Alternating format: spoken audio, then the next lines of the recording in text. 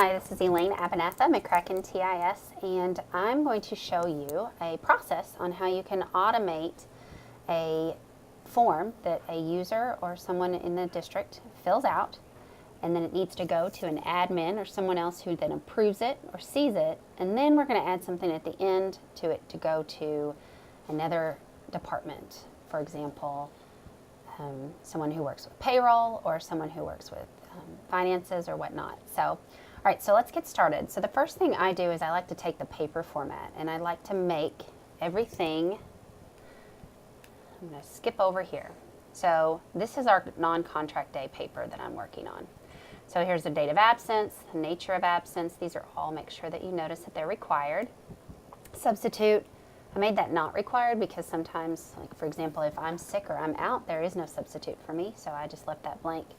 And then also, I made sure, let me scroll all the way to the very top, that my setting for my form is that it collects from our domain. So you have to be in our domain in order to fill this out, and I have to be signed in. So that is, to me, legally, and our board has approved that legally, if this is filled out, we can tell and track it that that person is actually filling it out. So I like to put on that they also put in their initials. So the way that we make sure that this is automated, you have to set up your form with some sections. And let's go to the very top and look at that. So the first thing you need to do is you need to, in your first section, make it so that the user is going to be able to say if they are filling out a new one or if they're the admin signing it off. So once you've made that, you need to go into on the dots where it says go to section based on answer. Then you create your other sections. So and you create a section by clicking this little button right here, and you title. So this is the admin, and I like to have a password. So then next you'll have an admin that will need to sign off on it. And then you're going to have another section, which is your original one for the actual paper form that you created. So when you have the person enter into your form, you're going to need to say whether or not what they're going to go into. So this one is a person who is completing the new one is going to go actually to our non-contract day, which is the very beginning. And then an admin is going to go to the admin portion, which is right here. Now I do have two sections that are admin because I like to have it as a password. I don't want someone who's actually accidentally clicked this as a user and be able to get to and get confused and not be able to turn something in. So I have it based where if an admin selects this, it's going to go here. Once the admin puts in a password, I make this question have a validation, so a response validation. Now you can have this to be a length of characters, a number or whatnot, but we use a text and it contains, and you can make this password. You can also change this password periodically for some reason if you need to. And then this is just the little warning that once you fill out, if they get this incorrect, it lets them know. Okay, so once this is completed and correct, you want to make sure that it says continue to the next section. Then the admin is going to be able to say if they approve it or not, and then I like them to put in their email address because later on for some reason I can also put email back that it's approved or whatnot. And then you want to not make sure that the admin goes back to this section. You want them to be able to just automatically submit the form from this. Okay, so let's take a look at how to set up how this works behind the scenes with an add-on called FormMule.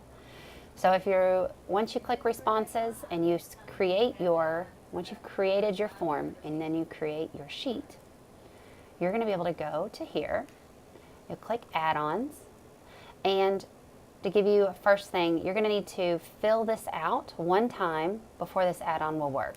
So go ahead and once you've created this, you're going to fill it out as the user, and then that way on your spreadsheet you have one row of something that works. So as you can see, once I've made this, it takes me a couple times to make sure everything is fine for you. So we're going to go in here and click add-ons. We're going to go ahead and click FormMule and set up. Then once you open that up, you are going to be able to say what tab you're going to use for this. And so if you had multiple tabs or something, you could get quite in depth with this. But you want to select the tab that you are going to work with. And then I like to turn on my trigger on this one. You can do this as it runs. On Autocrat, I used to turn on both of them just in case two users were actually on it at the same time. I've not needed to do that with FormMule. So you'll click this on, and this is the magic. This is the button that allows you to have this actually happen, a log, where it will log an edit URL for this submission. And we'll talk about that here in a minute. Just remember this button needs, or this checkbox needs to be clicked. So you'll click next, and the way I organize this in my brain is you need to know how many users it's going to have. How many different people are going to need to touch this. So the first thing I want is I want the user to get, or we want an email to send for approval to the admin. So I've selected one here. Then I want the user to know that it's been approved by the admin. And now we are also going to add a third where it goes to finance. Okay. Each one of these are going to need to be a condition set. So approval, an admin is going to get an email once it's filled out. So that timestamp has to have something in, and you know, anytime there's a form filled out, there's a timestamp that gets put in here. So that timestamp has to be, and then you put in not null for the admin to get an email. Now, a user is going to get an email back once it's signed off. So when we look here onto our questions, we're going to have an admin, or we're going to have the user get an email once that this has actually been completed, so that once an admin has filled it out. So when that's signed off by, which you can tell these are all the ranges that we've had, the signed off says not null, then that's going to actually be able to send it to the user. Now we want finance also to get an information. So we actually, it's really two right here. So, and I want you to notice you only have 15 of these. So sometimes you have to get creative. But here's a finance, and I want it also when the approval, let's see, we want approved. I don't want finance to get information if admin says no. So I'm going to copy, and I like, just as a rule of thumb, I like to copy directly from the form, because if I make this lowercase e and lowercase s, it's not going to go. So I copy it straight from the form, and if right here, and remember you can say null, not null, or any value, if it contains yes, this is going to go to finance. So these are three different emails that are going to occur. And so the next, we save our template settings, and we're going to go in to edit these templates. So if you're familiar with Autocrat, you're familiar with carets, or the greater than and less than. And that means that whatever the user puts in for this field will auto-populate that. So let's edit these templates. We're going to go in first to the admin email. So once the user fills this out, we're building the email that the admin's going to get. So for example, this admin, and just for this purpose, we're going to have it come to me because I want to show you how this works. But I will put the admin that's going to need to approve this each time. Now, if you have multiple admins that are going to approve something, you want to separate it by a comma and then a second email address. No space. Make sure that you know that. Okay. Now, this no reply to is very important, because you, as the one that sets it up, you may have nothing to do with this whole process. And so if you don't put this no reply there, everybody's going to think that you're actually the person sending this email, and you don't want that, because then they're going to have an issue or a question and they're going to email you.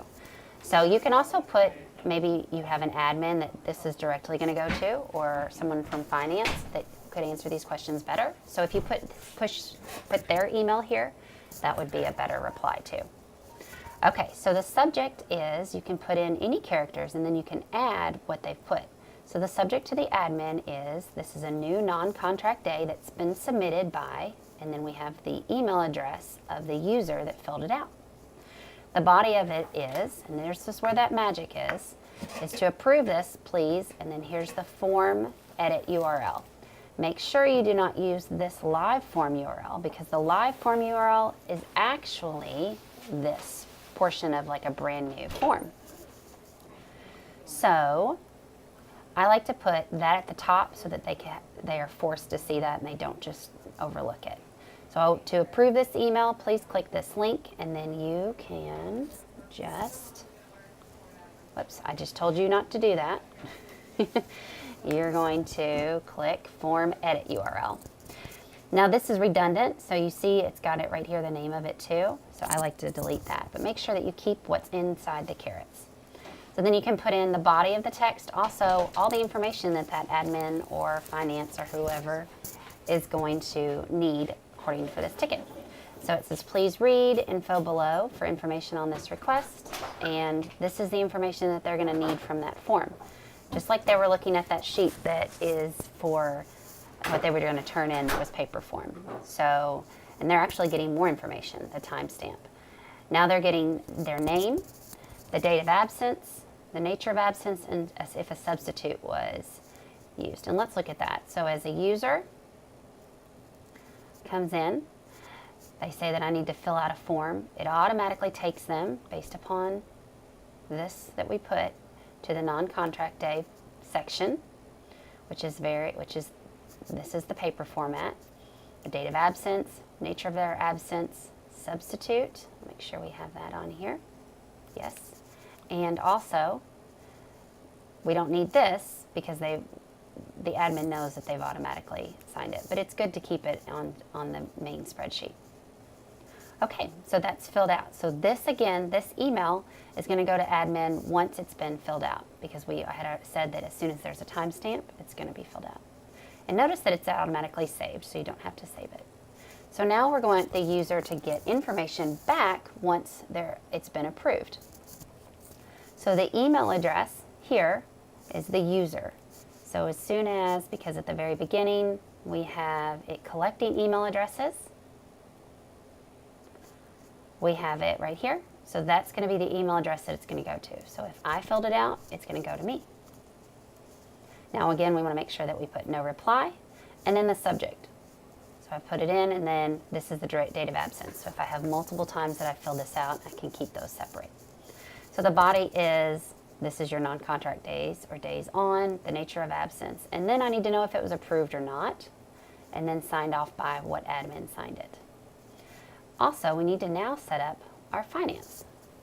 So the finance may go directly to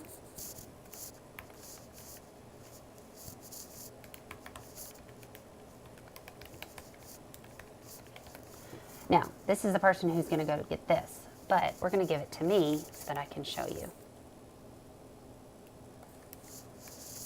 And when I build these, I make them all come to me so that I can track and make sure everything's working. Again, I want no reply. And then this goes, so filled out non. Okay. So this one is going to be that it was approved. We know that if it's coming to this person, that it's approved, but you can go ahead and put in as much of this information. So over here are all the pieces of that form. So we want to say that, and it sometimes goes backwards, but we want the email address, and then we want to put an enter, and we want to put that the date of my absences. See how they're kind of got out of order here. Then we've got nature of my absence. Here's my substitute. And then I need to know, so if it was approved, we can go ahead and put signed off by and approved. And we don't want to put that password in.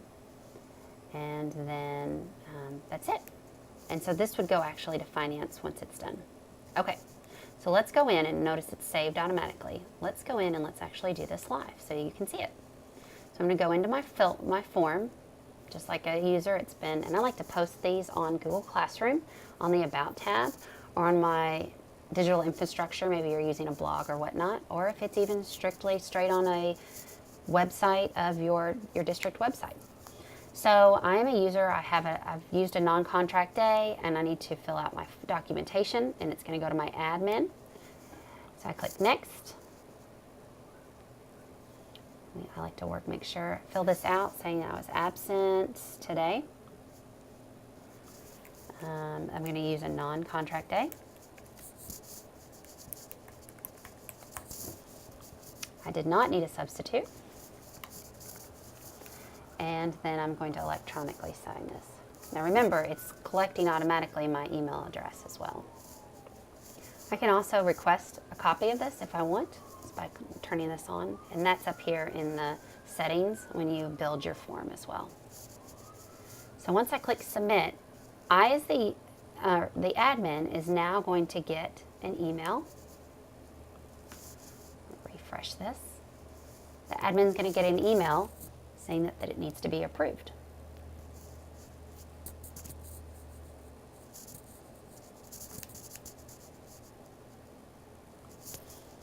Sometimes it gets stuck. Another thing that's interesting that I love is that you can see, so we just filled this out. See, there it is, it just popped up, and we can track it. So see here, the form edit URL is here, and then it's telling me that it's being sent to the principal here, or the admin. And I myself right now as the admin. So this is what the admin's going to see. Notice it's from a no reply. Once they open that up, it gives me information. Here's my link that I need to fill out. Now usually this is automatically hyperlinked, so they just have to click it.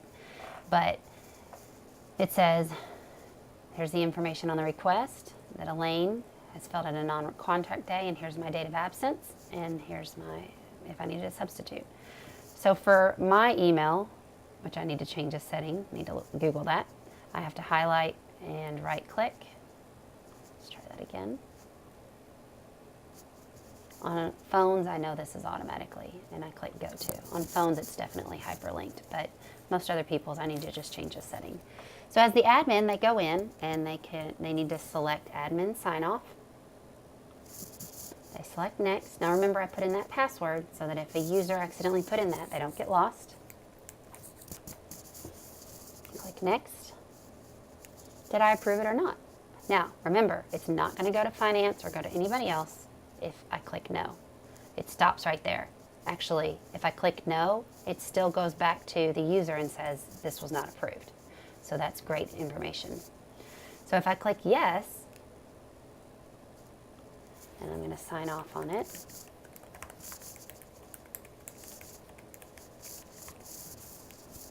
Now the admin can ask for a response back too. You click submit, and now what's really interesting is that it's going to rewrite these approved. It's going to show up here, and there we go. So now as the admin, the user is going to get an email back, and so is finance. And those are the two emails that we needed to look for. Okay, so now I have as the user, I have the email that says it was approved. And then this is the finance's email that says filled on a non-contract day as well, which lets them know. And usually I've gotten away from, I've not needed to send an email to a finance. They just know that at the end of the month they check this sheet and they have view rights or comment rights as well. So that's pretty much it, and I hope this helps. But FormMule has allowed me to automate our bus write-up systems. So also our bus request systems. It's allowed me to automate our COPS data program. So as soon as something happens with a police officer, here one of our school SROs, they fill out a form and then it goes automatically to the superintendent, so they're aware. We also have several other things that are automated, such as our ticket systems for our maintenance departments, as well as our ticket system for our IT department. And now, recently, we've done our bus pre-trips, which is really a ticket system for any kind of repair that needs to be done on the bus. So this has been pretty awesome, and I hope this helps, and don't hesitate to contact me if you have any questions. Get involved with Kentucky Go Digital. Attend regional events, like us on Facebook, subscribe to our YouTube channel, or follow us on Twitter.